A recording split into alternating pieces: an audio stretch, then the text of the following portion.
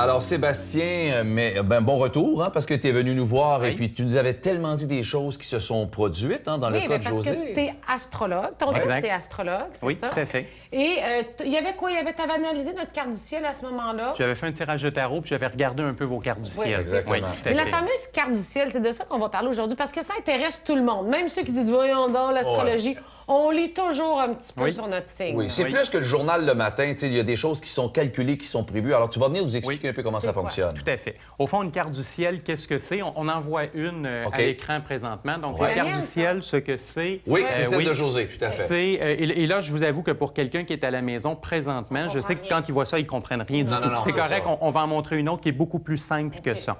Mais à la base, une carte du ciel, ça veut dire qu'au moment où José est né... 5 juin 67...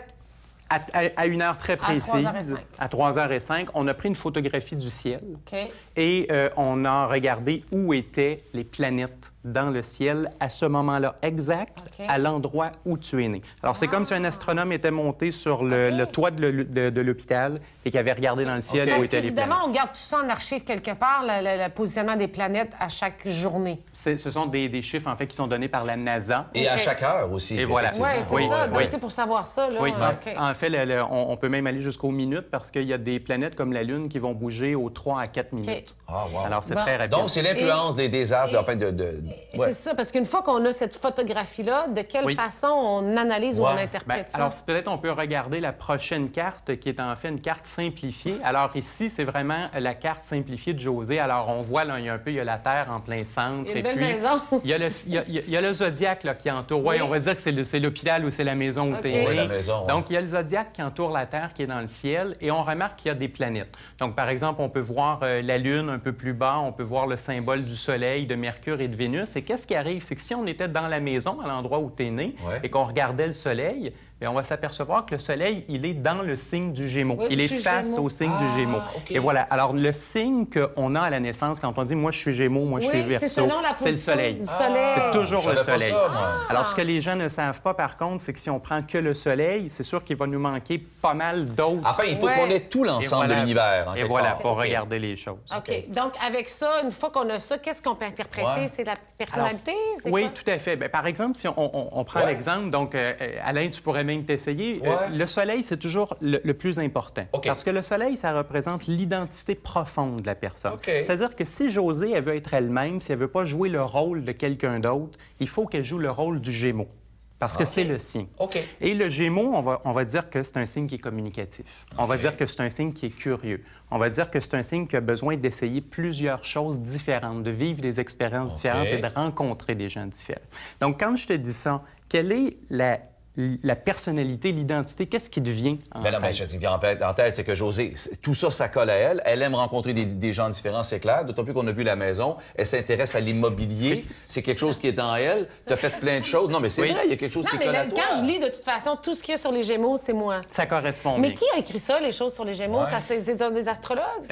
Oui, ce sont des astrologues. La vérité, c'est qu'on ne connaît pas exactement la source parce qu'elle est trop ancienne. On parle de plusieurs millénaires. On peut remonter à Babylone, les Sumériens. On parle de plusieurs millénaires. Qui ont analysé les signes. Alors, c'est là depuis très, très longtemps, effectivement. José, t'aimes évidemment. Moi, j'aime le mot intelligent au début. Là, oui, puis le mot plaisir, t'aimes ça aussi. Oui, rencontrer des gens, c'est vrai que... Moi, je fais tout par plaisir, tout. Oui, c'est dans le plaisir. Et le côté plaisir va m'amener à parler de la Lune.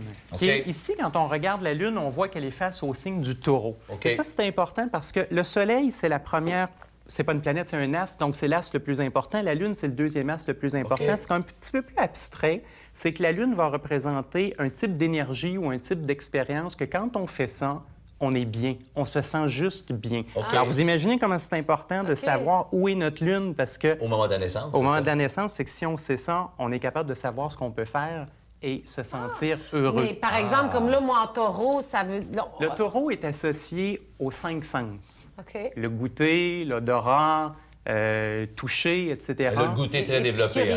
Épicurienne. Je me doutais que le gag allait sortir. Oui, mais c'est la vérité. Bon, José, je dois dire une chose. Si jamais quelqu'un t'agace encore à propos du fait de manger, à partir de maintenant, tu peux dire oui, mais mon astrologue me l'a conseillé. Que c'est correct, oui, parce que ma lune est en taureau. Parce que c'est pour ça que je mange tout le temps. Quand je mange, quand je bois, quand je sens les choses, quand je me fais masser, etc., c'est toujours important. Exactement. Et le but de l'astrologue, c'est de commencer aussi à combiner les morceaux. Oui, c'est ça. Là, on a dit, en fait, tu as dit, Oui. Josée, c'est quelqu'un qui fait plein d'expériences différentes puis elle rencontre plein de gens différents. Oui. Et là, on est en train de dire que le plaisir aussi pour Josée, c'est au travers des 5 sens. Donc, probablement que le souper, elle va l'apprécier plus si elle est entourée. fait. Ben oui, parce que surtout si c'est un souper où les gens apportent de quoi à manger.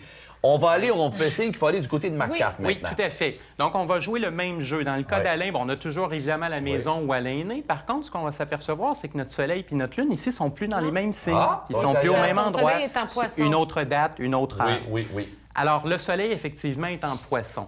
Donc, le soleil, c'est toujours l'identité.